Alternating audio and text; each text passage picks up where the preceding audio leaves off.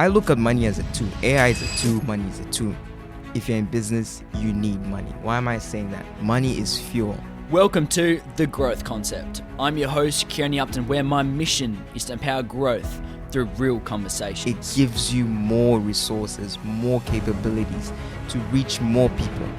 What are your thoughts on work-life balance? It's a myth. I'm joined by Jeremiah Bear, a young entrepreneur who's already run multiple businesses. From selling gym equipment to building a car business to launching his own clothing brand. Jeremiah has worn many caps before transitioning into artificial intelligence consulting. Together we dive into these big questions, uncover the sacrifices that often go unspoken, and walk us through Jeremiah's journey, the struggles, the wins, and most importantly, the lessons of building a business as a young entrepreneur. This is The Growth Concept.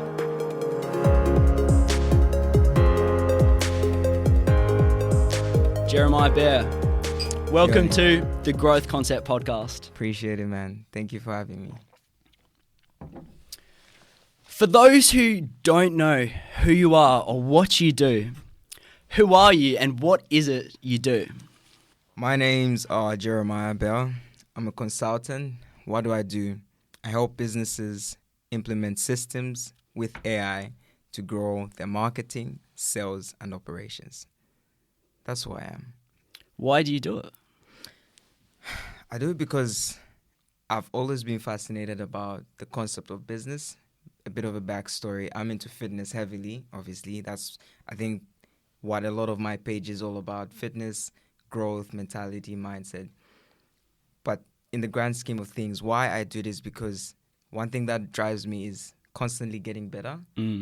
And also doing it with others, and I choose to express it through entrepreneurship. Looking back at your life, when we caught up, you were saying that you got into car sales, having your own car business, and then the fitness business, and then now your AI consultancy. Looking back at your life, what key pivotal moments did you have that steered you on the path of business entrepreneurship? Let's go back in time. Take it back. So if we take it back, when I got into entrepreneurship, because entrepreneurship is a mindset, right? So let's take it back to when I was in high school.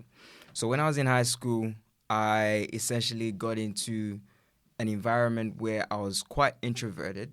I wasn't the person who was quite chatty. That was early into high school, right?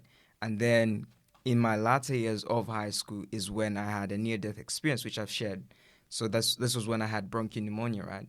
So I was writing some of my exams really sick and unwell. So at that point, I was unhealthy. I was really a chubby guy. I was fat, right? I was fat. I was overweight. And that was more of a turning point. I knew something had to change. Obviously, at that point, a lot of things started to take place within me.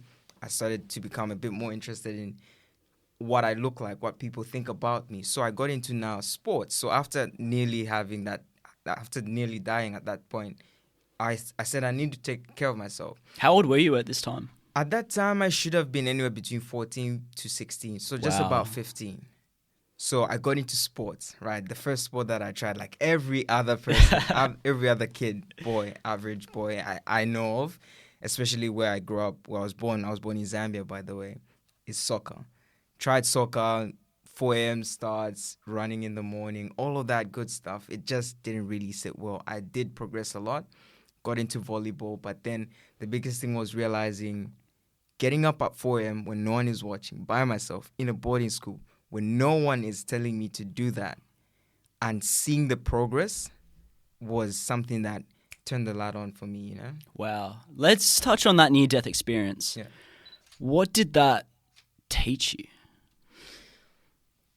It teaches you a lot, man.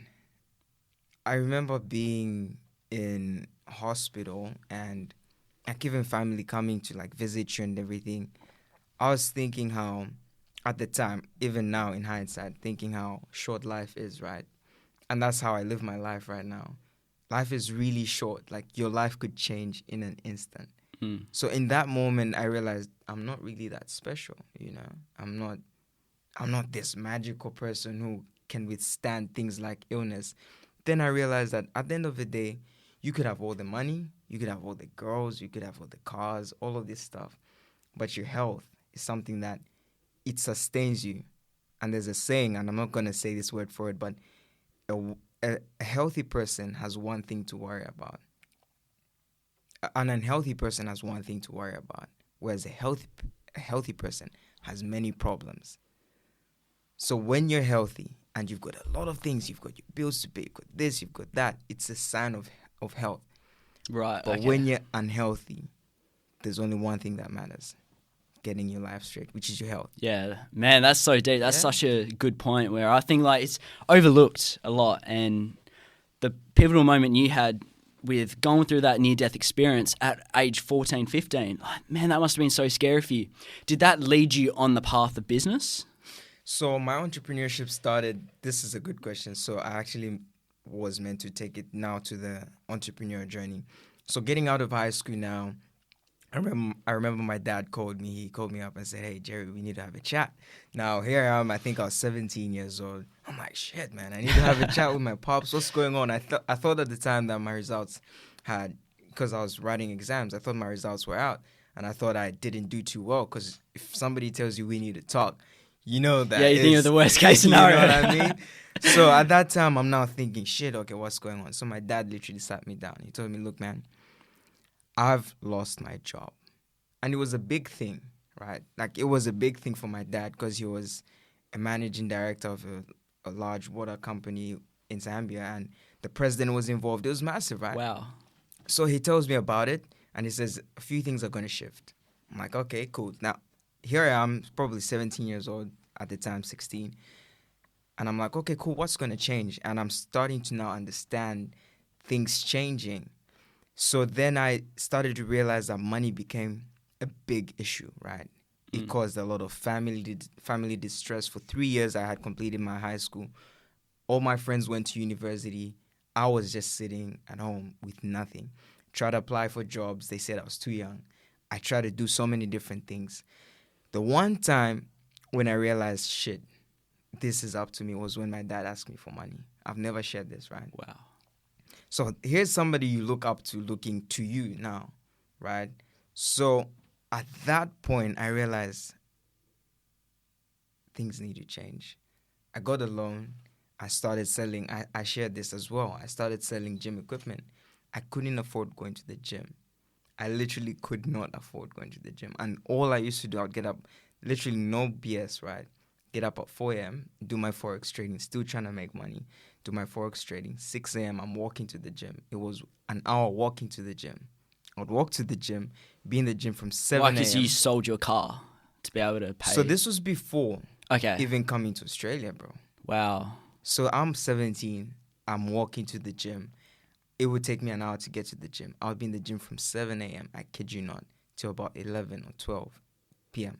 or 11 a.m., 12 p.m. Trying to sell gym equipment. Training, trying to sell stuff just in the gym, right? So at that point, I really started getting into my hustle era, you know what I mean? Trying to make a bit of money here, Forex. I was 17, 18, Forex, and also just in the gym itself, trying to train people for like a little bit of money to pay for my gym membership. I couldn't afford my gym membership, so I told my coach, hey man, look, if I train a few people, can I get this and this off? And I kind of made it work, and that was my entrepreneurship journey, being looked up to by somebody I looked up to. So the pivotal moment you had was when your dad lost his job and he came to you and being like, Jeremiah, I need some money. And then what from there you were like, okay, well, were you employed at the time? No. So at the time what happened was I think one of my uncles was able to give me some money, right? And my dad knew about it because I'm transparent with my life. So he said, dude, like, you've gotten some money, but like now when you get money, we get money, and, you know, help me out as well. We need to buy some groceries and stuff. So at that point, I was like it's real, you know what I mean? It's real, and I was obviously glad to help. And one thing that I hated to this day was getting money from my mom as well. I would never, ever get money from my mom unless things got to that, but things were just not making sense, you know. Did you see a path that entrepreneurship offered that the normal conventional route in life didn't? 100%. My entrepreneurship journey became a lot more defined, obviously, moving into Australia. Fast track after that whole phase. Somehow we kind of, even coming to Australia, man, like, I was coming to Australia literally with $50, and that was money that my uncle gave me, a different uncle as Wow. well. $50. And I remember being at Doha airport for, I think, 22 hours in transit. And $50, if you know $50, $50 can only get you so much, right? So there was a culture shock, right? So I spent $25 at the airport to get myself, I think, a burger, fries, and a drink, a soda. And I was like, shit, that's half my money, man. I haven't even got into Australia yet, man. Like, you know what I mean? Yeah. I was like, shit, man. Like, what?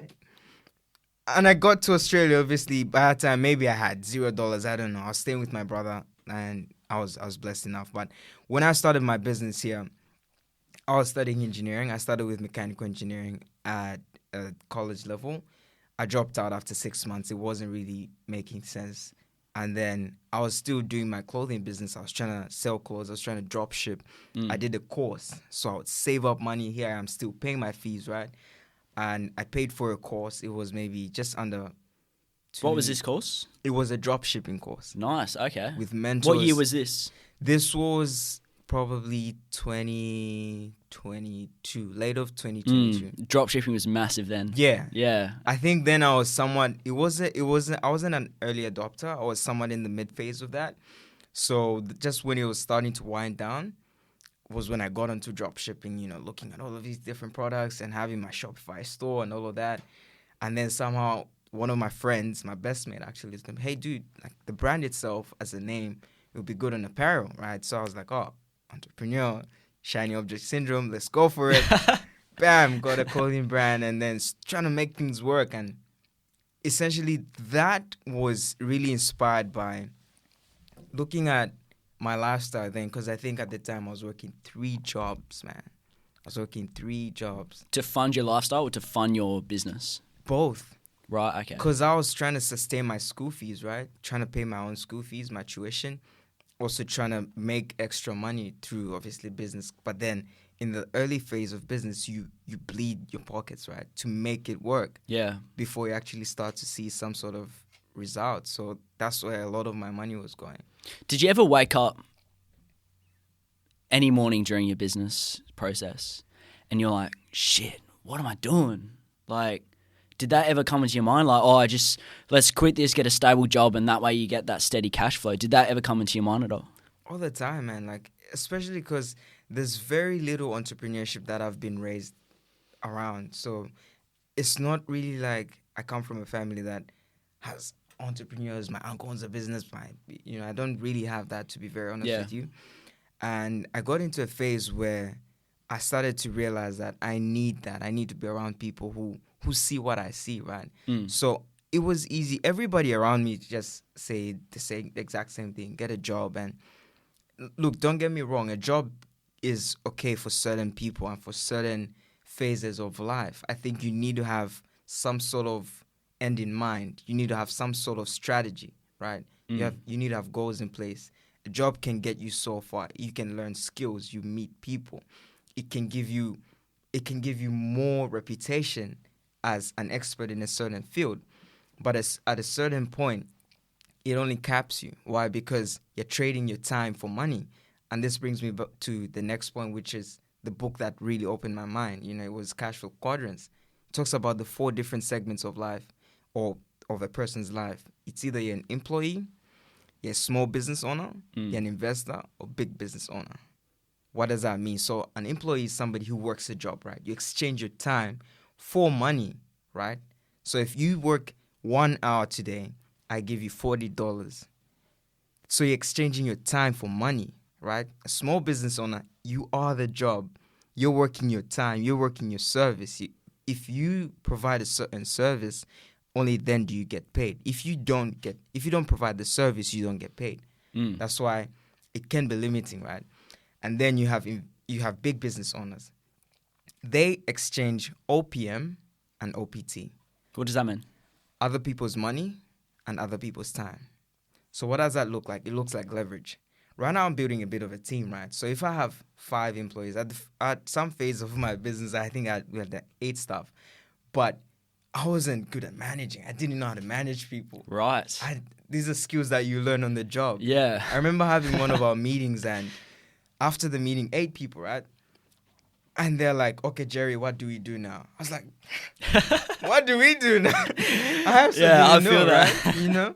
So then I learned, obviously, big business is OPM, other people's money. So because you can leverage other people's money as them investing into you for equity or something like that to then scale, or you can leverage other people's time. So I may have 24 hours in a day, but if I've got 10 employees, I have 240 hours. So I delegate. Those are now things that I started learning, delegating tasks and segmenting the tasks into different brackets and everything. Then there's investors, which is people who put their money down for something. So your business journey so far, so you had your car business. Yep. That was after your branding, your clothing brand.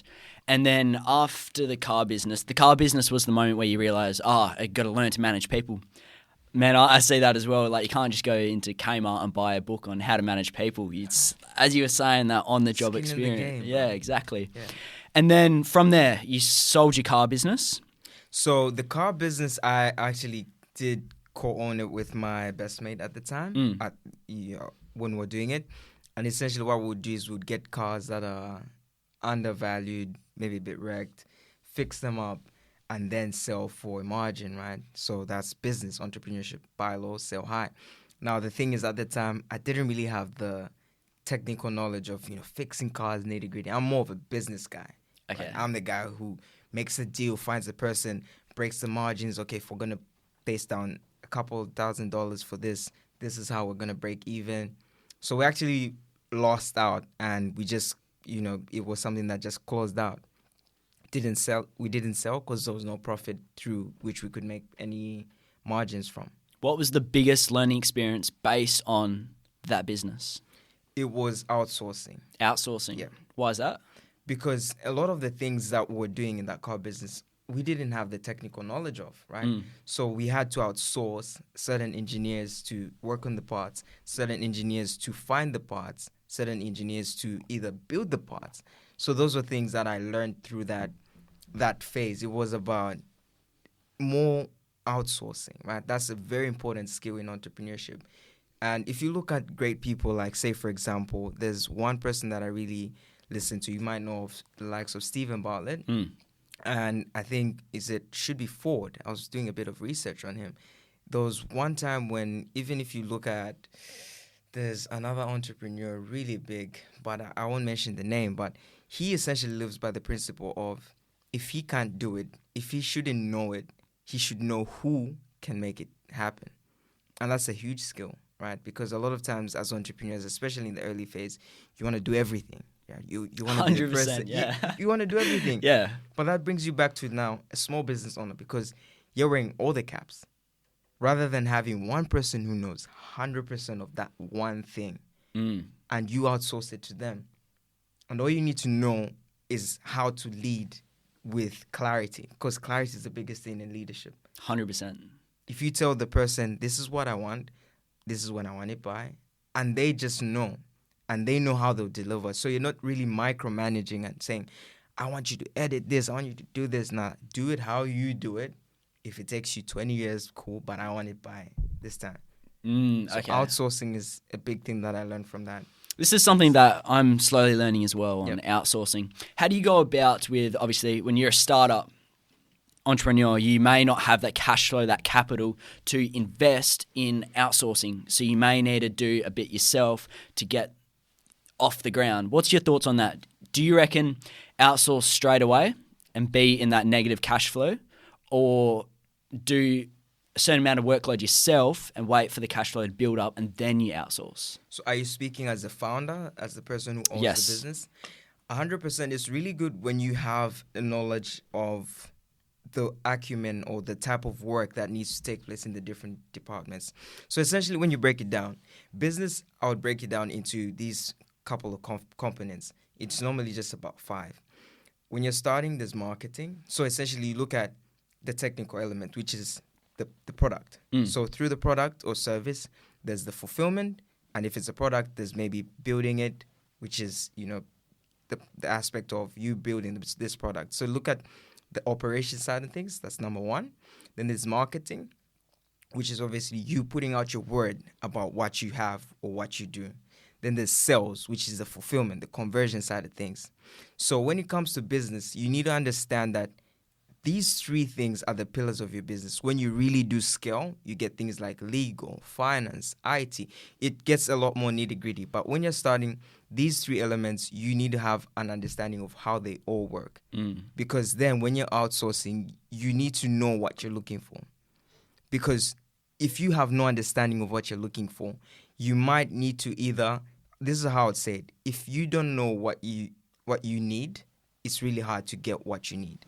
Yeah, so when somebody's starting out, you should wear all the caps, to be honest. But then you need to understand that you need to do it for a short period of time, because then you know your business.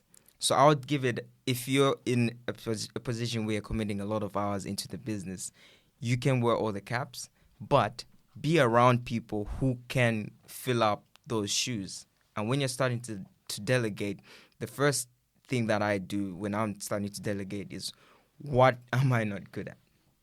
There's this, because business is like a marriage, right? Business is literally like a marriage. So there's certain. Did you break all these down, like visually on a piece of paper? Okay, my skills are this. What aren't I great at is this. That way you know what to outsource. Okay, gotcha. I look at myself as a product. I look at myself. I detach my business life from myself. I study myself. I know there's certain things that I'm just not the greatest at yet. But there's certain things that just come natural to me. So you need to ask yourself, what am I not great at? You figure out what that is. The second thing is, what's the most important in the business? Like right now, there's a principle that I live by, right? Especially in business, signal and noise. And my team knows, like, the team knows. If they come and they say, "Hey, look, we need to do this, we need to do that," I'm really quick to call it out now. Right. So that's signal, and that's noise. I think we were talking about it on the run that we had last week on it was input output. You're inputting too much stuff and you're not enough output, and that's why you're not going like. We were talking about burnout at the time. Yeah. It's like, that's why you're not burning out. Because I'm like, well, I don't think I've hit burnout yet, because I'm absorbing so much information that I'm not executing or putting out the information I'm absorbing. How did you go about your input-output level with your AI consultancy business? So when it comes to consultancy and just pure work in business, right? So just backing that. So when it comes to inputs and outputs, I can be putting, this is what I tell people, thinking about doing the thing is not doing the thing. Talking about doing the thing is not doing the thing. Yeah. Writing journals on it or documenting the whole process is not doing the thing. So you need to understand what the output or the outcome looks like. And then there's inputs, right? So you need to be able to look at both, because when you're starting out, success is the inputs. In between, the success is the inputs more and the outputs. But a lot of when you're scaling, it's more about the outputs. And what does that mean? When you're starting out, you won't see much results. You just won't. Because say, for example, you've been going to the gym for 3 months every day. You won't get abs. You may get abs somehow. Yeah. But the success is you going to the gym. Let's talk about that in business terms. You're investing in the website. You've gotten a few people to inquire on your product. They've given you the feedback. You won't be a millionaire in 3 days. But by virtue of you doing the reps in the beginning is when you start to see some sort of output. So when it comes to inputs and outputs, I break it down by understanding, what do I need to do in order to get a certain achievement. I break down these achievements into segments. So I've got a 12-month plan that I'm working towards. 6 months, 3 months, and a month. But I only live for each week. Because 7 days is well enough for me to work towards. And every month with my team and myself, we do a monthly review. We look at where we started last year. Like just, obviously we're 6 months into the year, 8 months into the year. So towards the end of the month, every time, feedback is the most important part in business. Is that where you measure key KPIs Yeah. as well? Okay, sweet. Because then you have to look back at, because sometimes we set goals, but the reason why we don't get them is because we don't actually look back at them. Yeah. So you need to measure the inputs. You said you're going to do one. Because that's what I was telling you. Sometimes you get to the point where the only reason why you fail is because you just didn't do the work. But you only be able to expose the fact that you didn't do the work by looking back at the work that you said you're going to do. But because that's what success looks like to me. I said I'm going to do a podcast at 8 a.m. Here we are. So we had technical difficulties, but we made it. We had technical difficulties, but here we are. Yeah. Right? Then I can measure my output by what's the whole essence of this podcast. If I walk out this door in a couple of weeks and somebody says, hey, dude, I saw your podcast. It really inspired me. That's the output. If I walk out this door and maybe I'm very aggressive on this podcast and I say entrepreneurs are terrible people and somebody tells me that I didn't say something that was really cohesive or nurturing, it wasn't building anything, then I know that's the output and that's the feedback. So that's how I measure inputs and output, especially with the AI that we're doing. Modern business in this day and age, do you think there's too much planning about the business plan, the model behind it? Because I've read about it. Simon Squibb, he talks a lot on people spend too much time in the planning phase. Like talking about the thing isn't doing the thing, writing about the thing isn't doing anything, like you were saying. Do you think in this day and age, startup entrepreneurs are spending too much time in the delegate process or the planning process and not enough action? What are your thoughts on the perfect balance as such? So I live by the principle of failing fast. And what does that mean? If you look at Facebook at the time, their motto or their slogan was move fast and break shit. Move fast and break shit. Yeah. When you're moving fast, you are going to break shit. But in things getting damaged along the way, that's feedback. So startups, when you're a startup, I know a lot about that because we've been in that phase. We are in that phase as well, still scaling and growing. But you have to move really quick.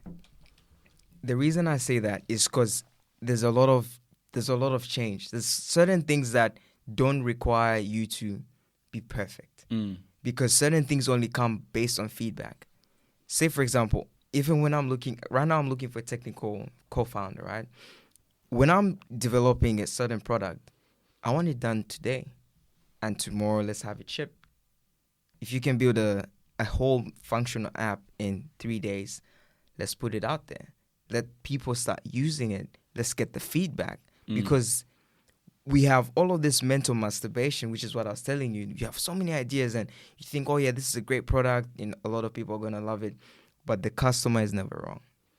If you spend too much time on fluff, I call it fluff, things that don't actually push the needle forward, you're wasting your time because you're making assumptions. And there's 3 things in business: facts, opinions, and beliefs. Is it a fact? If somebody, even my team right now, if they come and say, hey, look, this video is going to go viral, or this is that a fact, an opinion, or a belief? Belief. So you need to be able to understand where things are and where they see it. Move really quick in business because there's so many different changes and you don't want to spend too much time on something that's an input. So there's a strategy and then there's a goal. So at the end of the day, say, for example, if I want to drink this or if I want this glass to be empty, there's so many ways I can empty this glass. I can drink the water. I can tip it out. But we need to have a goal. Is the goal for this glass to be empty or for my thirst to be quenched? If the goal is for this glass to be empty, the quickest way to do it is chuck it out. But what happens in business is, okay, the goal is we want to empty this glass. You're going to say, dude, drink the water as quick as you can. I'm going to say, no, let's tip it out or let's tip it out this angle. And we're debating about so many ways of getting the goal. The goal is to empty this glass. Let's do it as quick as we can. You just check it out. Yeah, exactly. Because that's the goal. So figure out what the goal is, and then there's a strategy. A strategy is a method of getting to a goal. But most times people make the strategy the goal. Okay, so with changing, like putting that into business perspective, okay, so let's just say we have a startup and not spending too much time on the planning phase, but having clear goals and having a strategy and a method to hit that goal as quick as possible. You were saying that speed is such a crucial thing in business as a startup. Is that only for your industry, artificial intelligence, new business, or is that for all industries, all startups, especially in this day and age? Speed is crucial. I would say, I wouldn't blanket it and say in all industries, but in business generally. Now, why I say in business is because at the end of the day, business is a game where you want to make dividends, you want to make money to either pay the staff, to grow your business, to grow the family, your family. What's the goal of the entrepreneur? My goal is obviously to build billion-dollar companies, right? So my goal is different to your goal. So if I'm trying to make a billion-dollar company and you just want to have to just live by, our goals are going to be very different. Yeah, 100%. I'm going to move so quick. I assume that every entrepreneur watching this wants to make shit ton of money. If that's you, move quick. Why? Because there's constant change. Is that an empty vision or an empty mission to make shit ton of money? Yeah, it's great. But I hear all the time that very successful people, that is their goal, and then they achieve that and they end up killing themselves because they're unfulfilled in life. Like, how do we go about having a mission that obviously, let's hit 7 figures by this date. How do we have that strategy and plan to obviously keep that goal but also having a mission? So the first thing is, because you need to understand what the vision of what you're doing is. You need to have your personal vision, and then there's the vision for the company. My vision is to, I think you asked me this, whether money, maybe you didn't, but whether money would... Yeah, what's your definition of success? What's my definition of success? My definition of success is dying empty, achieving so much with my capabilities. I want to help people, man. But I want to help people like large scale, right? And it may sound a bit selfish because I get fulfillment from helping people. So say, for example, if I say something through this podcast and somebody's like, damn, Jerry, that changed my life. I'm like, damn, yeah. Yeah, hell yeah. Yeah, that's good. But I look at money as a tool. AI is a tool. Money is a tool. If you're in business, you need money. Why am I saying that? Money is fuel. It gives you more resources, more capabilities to reach more people. And that's why even with the AI projects that I work with businesses that genuinely have a good service, good product. Because with the AI implementations that we put into their business and their systems, they're going to make more money, right? By making more money, they can reach more people. But they have to have a good product, a good service that really resonates with our values as well. So money is more of a tool. And the thing is with business, if you can make $1 billion or $1 million, why settle for less? That's how I look at it. If you have more, give it all. I would rather have $1 billion and give half away of it than have $500 million and give half of that. Does that make sense? Yeah, that makes sense. So what's your mission in life right now as we speak? Solfit. That's my mission. Sorry? Solfit. Solfit. That's the company name. The company name is the mission. SOFIT. That was not by accident. My mission in life is to create a company that acts as a self-optimizing force, inspiring transformation. Now, transformation is such a huge word, but we just look at it as one of those words. Transformation is literally going from water to ice by freezing this, or going from water to gas. We heat this up so much. You've transformed something to be a different form. Yeah. The goal of the business that we're building, the company that we're building, is to transform lives, literally, by enabling people. Even when we're doing fitness, it was enabling people they were going one way. We make them live such a better life because they're healthier. Now they can achieve more. Even with the businesses that we're building, right? Because we're building healthy, sustainable businesses, they can reach more accounts. They can, say, for example, right now there's a project that we're here to embark on real estate. They can obviously build more houses that actually align with what they're trying to do, right? So my mission is to build a company that acts as a self-optimizing force, inspiring transformation. People need to grow through different ways. And there's so many, because we're building vertically, right? So AI is just a means to an end.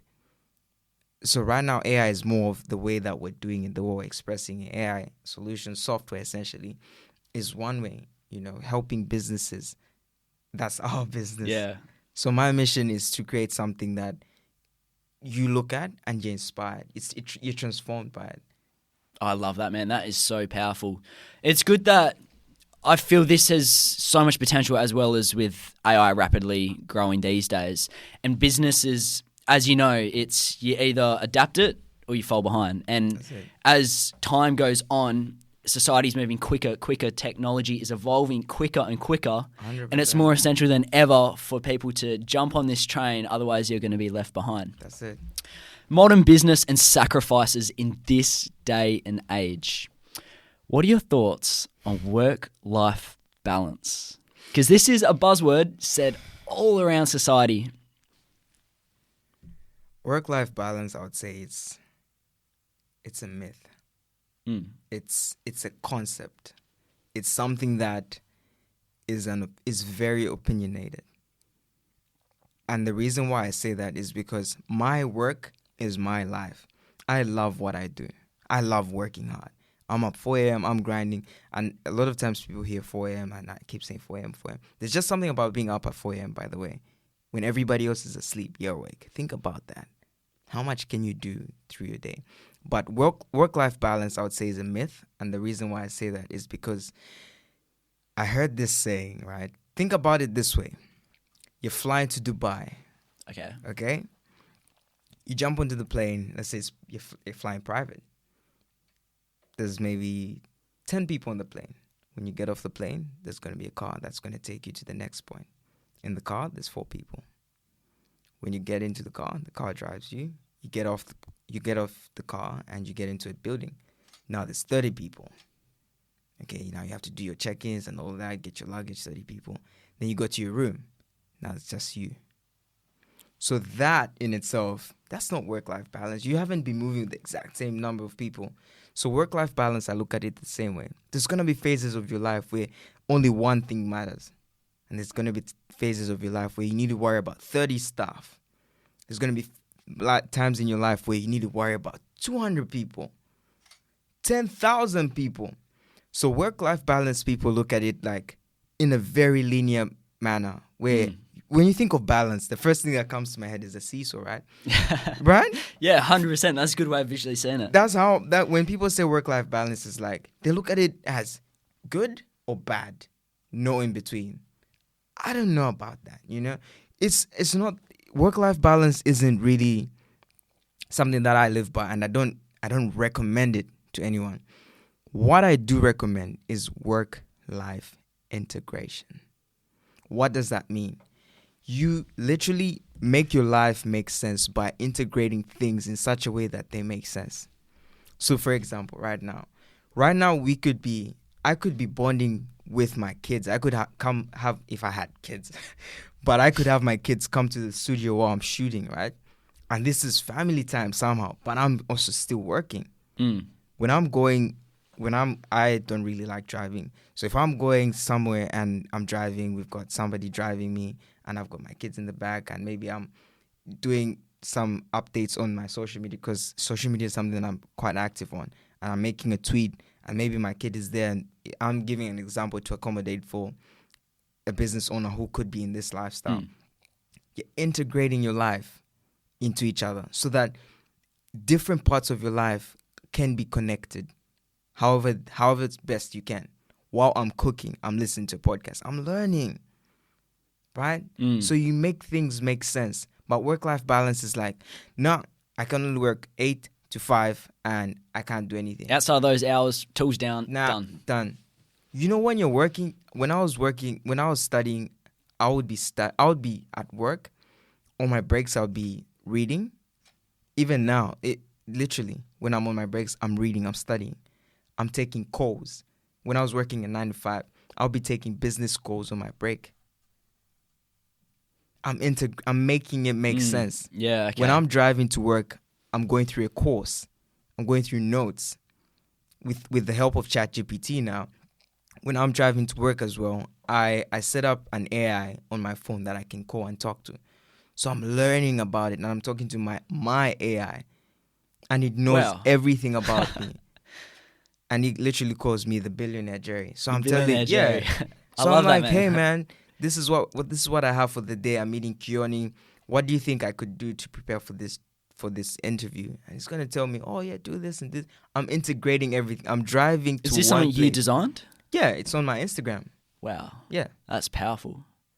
With work-life balance, why do you think it's such a myth that's pushed so hard in society in this day and age? Because work-life balance is telling somebody how to live their life. You're telling someone because everyone else works 9 to 5 and that works for them, it should work for you. Says who? Who makes the rules? That's why I say work-life balance is something that it's different to everyone. If I go to the gym and I'm pushing 140 kilos and I ask you to do the same because it's gym life balance, does that make sense? Not really. Because it's a buzzword. I look at it as a buzzword. Yeah. It's what's tailored to your life. With my life, I'm going to the gym 2 times a day. That works for me perfectly.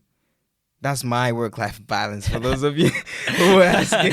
Hell yeah. But if I ask you to go to the gym twice a day, that could be damaging to you because maybe your body hasn't adapted to that. But little do you know that I go to the gym twice for my mind. Like my first session is obviously for my body and all of these good stuff. The second session is just to get out and really just get my mind thinking because I'm activating my neurons. But you're just gonna follow Jerry going to the gym twice and say, yeah, gym life balance because Jerry's doing it. It's about understanding what works for you and making it all work. How did you find your balance? Because you were saying you get burnt out twice a year. Yeah. And when you hit burnout, that's the sign that you've pushed to the max. And are you happy that you've hit burnout because you know you've put your all in? Or is it something that is quite hard to accept that you got to slow down for a bit? So look, failure is feedback. I was listening to a podcast this morning. Again, I always give this disclaimer. When you're listening to podcasts, don't just consume because that's mental masturbation. With the information that you take in, put out something. So for me, I would say when I hit burnout, I take it as feedback. So I'm not afraid to fail, really. That's what I actually look for because failure is feedback. Yeah. So when I do hit burnout and say, for example, I've been doing something so many times, I've been going hard at something, and I just can't anymore. I ask myself, why am I in this position? And one thing that I've been listening to as well, Alex Hormozi does talk about this a lot, is you want to be able to be happy when there's nothing to be happy about. When you get to that phase in life where an outcome doesn't really determine your state internally. You know, there's certain people who say, I'm just in a bad mood. Like, why? I'm just in a bad mood. You might as well be in a good mood. Just because. Yeah. You know? So it's the same with burnout as well. Burnout is just feedback. And, you know, it's so crazy because I had a podcast as well. And one of the most vital things I took from that podcast is that happiness is a choice. I don't want us to get into happiness because that's a whole different segue. But if you burn out, you've got so much going on. It's more about literally just pausing. Like silence does so much. We don't understand. Silence allows you to stop and just look, observe, pay attention to your thoughts. Do you think that's harder than ever to do that in this day and age with the amount of noise? There's so much noise. And we can predict the future, right? The future is going to look like people are going to be spending more investment into things that isolate them from the noise. Things like retreats, things that just connect you to yourself, connect you to people, connect you to things that real life, that's normal. But because there's so much noise right now, it's really hard to really know what to focus on. With looking at social media, do you think entrepreneurship or the path of entrepreneurship is like rainbows and flowers? Do you think that has come across that way in this day and age with social media evolving, people pushing it a lot more, being like, okay, this is me, I was in this position? Do you think there's a lot of push for it that may be a unhealthy push for people? I would say the question that you're asking me is almost somewhat asking whether or not entrepreneurship is for everyone. That's how I'm getting that question. Entrepreneurship is a journey. It's a journey. It's something that you journey, something that you go through in phases. It's like saying I want to become an athlete. I want to become a soccer player. I want to become a basketball player. It's something similar, right? I wouldn't say there's an end goal, but it's almost like a tunnel, right? There's a point where, think of an arrow, right? An arrow starts wide, and then there's a point where you start getting to the end of the arrow itself, the tip. That's what you're trying to get to. It's the same with entrepreneurship. Entrepreneurship is something that may be pushed out right now because of the glam that's put out there. When you see me driving and maybe a couple of months or years from now, you see me come with a Lamborghini or something. Yeah. It's very easy for somebody to look at just the Lamborghini. You wouldn't see the hours that go into. I've been doing this game for 5 years, man. Like I've shared this with you, and it's something that comes with cost. It comes with a cost. There's sacrifices. There's trade-offs. For instance, this morning I got a text from my mom saying, "Hey, man, you haven't called me in like forever. Give me a call." I don't always speak. And the thing is, with entrepreneurship, there's so many different elements to it. There's 4 elements. I would say 5. There's your mind, your soul, your emotions, your physical essence, and your finances. Those are the 5 elements of entrepreneurship, of life in general. There are times where my phone is literally on ghost mode. Literally, I have a setting set called ghost mode. No one can reach me. If I'm in my room and the world is burning down outside, I would wake up to a burned down world because I wouldn't know, because no one can reach me. Yeah. Because my mind just needs to be in that position. Spiritually as well. Wealth is like a spiritual thing, you know what I mean? It's not just something, your life could change. And I had this conversation with you. One conversation. All it takes is just one conversation. So when it comes to things like work-life balance, it's about understanding essentially that there's different elements to it, and the biggest thing is taking it as feedback. That's the most important thing, man. Look back at the goals that you set. Look back at the progress. Where are you going wrong? In every meeting that I have, we have a feedback meeting towards the end of the month. If there's anything you can take from this podcast, let it be this. I want you to grab a piece of paper. I wish we had a piece of paper. I'll illustrate it. Yeah. Do we have a pen somewhere? No, just a piece of paper. Yeah. So, it's for the people who are seeing this. Grab a piece of paper, plain piece of paper, right? Fold it into half, okay? So you get your first half. I learned this trick. Saves you time. I talk about it so much. Just one is good. Fold it into half again. Such a simple exercise. And the reason why I literally say fold it is because there's something that happens when you're doing something, right? So you fold it into half and you're going to have 4 quadrants, okay? So there's 4 corners, and let's imagine that's plain. So in the top corner, I want you to write down the word more. And then in the second corner, I want you to write down the word less. In the third corner, different. And in the fourth corner, I want you to write down new. Every time towards the end of the month, once you do that, I'll actually show you again. So more in the top left. Yep. Less in the top right. Yep. Bottom left. Different. Different. Yep.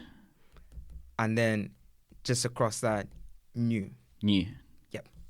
That's the feedback loop. Feedback loop. Gotcha. Feedback loop. So with that feedback loop, what do you do with that? So look at some of the goals that you may have set. Put them in the middle. Let's say you said by the end of this month. And this allows for you to just have one thing you're working towards, just in the middle, one goal. So it could be a good thing you're working towards or a bad thing you're working towards. And just simply ask yourself, say, for example, my goal this year is, and I posted it live to be a millionaire, 7 figures. Yeah. Right?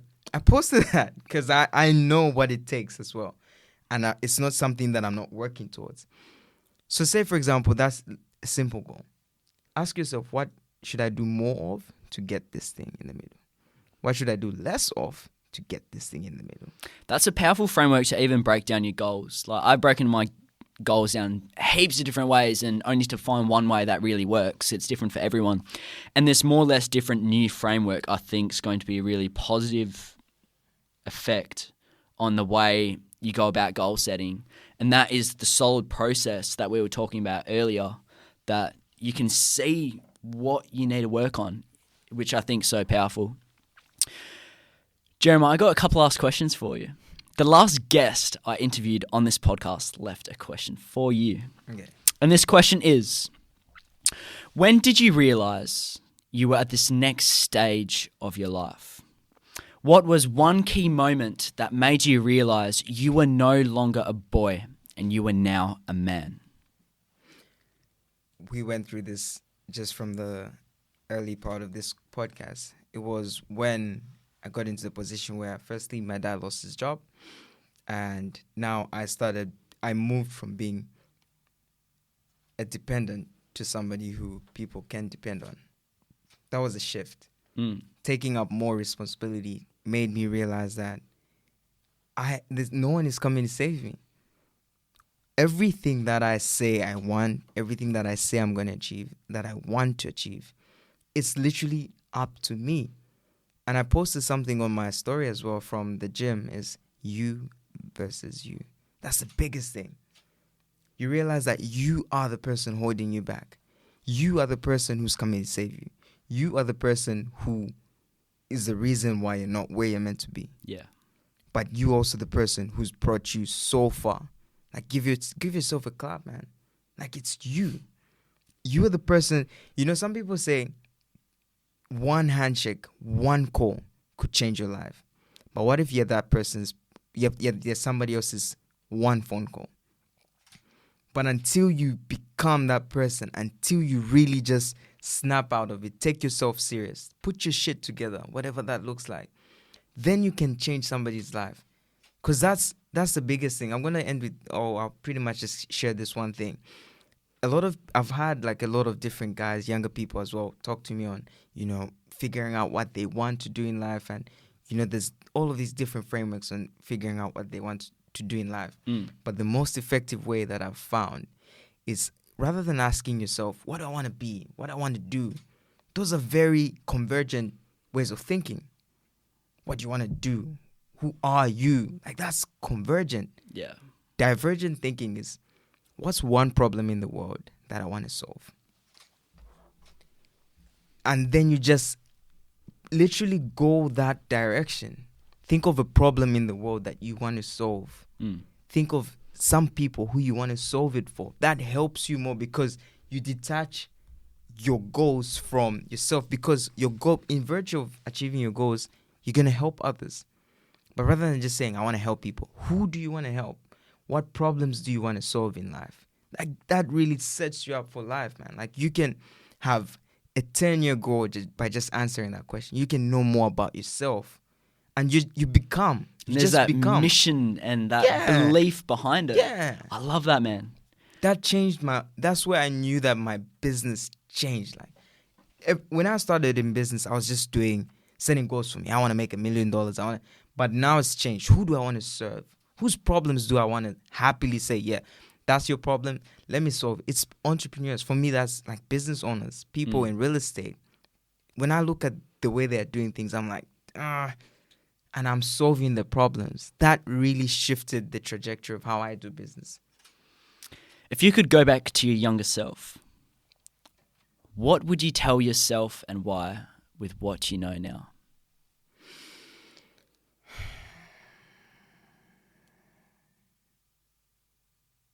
If I could go back to my younger self, I would tell myself, not figure out who do you want to be. I'll tell him to figure out who he wants to help.